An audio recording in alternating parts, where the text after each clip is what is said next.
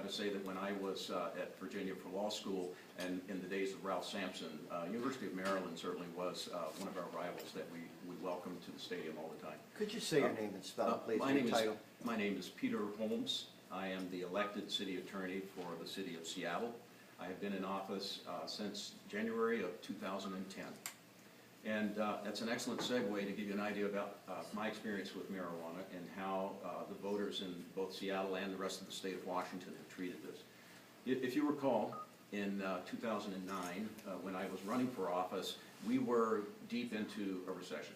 And in fact, the city of Seattle had already decided that it needed to build a new municipal jail on an order of something like $200 million. We knew that we were incarcerating primarily our communities of color when it came to enforcement of our drug laws. And consequently, it became quite a campaign issue. I unseated a two-term incumbent by a margin of 64 to 36% on this issue, and proceeded to carry out my campaign promises, and that was to not prosecute marijuana possession cases anymore in the city of Seattle. And as Representative Singer said, we quickly learned that the sky did not fall. Crime continued to decrease. The city was able to disband its jail advisory group and is no longer in the process of building a $200 million jail it cannot afford. And instead, we turned our attention to reasonable, rational drug regulation.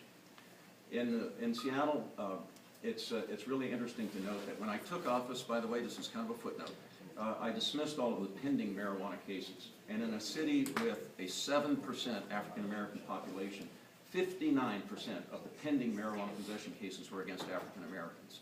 And it's an example that I think is replicated across the country. We have had a different approach to marijuana than Colorado. We're similar in the sense that in November of 2012, voter initiatives changed the law that elected representatives were unable to do. We had brought this to the legislature, and they were unable to act in accordance with the will of the voters. And our two initiatives showed that by an 11-point margin, the voters wanted to do something different. And so I think that's one of the areas that today Maryland is really taking a serious look at. Can you get out in front of the voters? Can you be the leaders? Can you, by legislation, start to change a wrong-headed public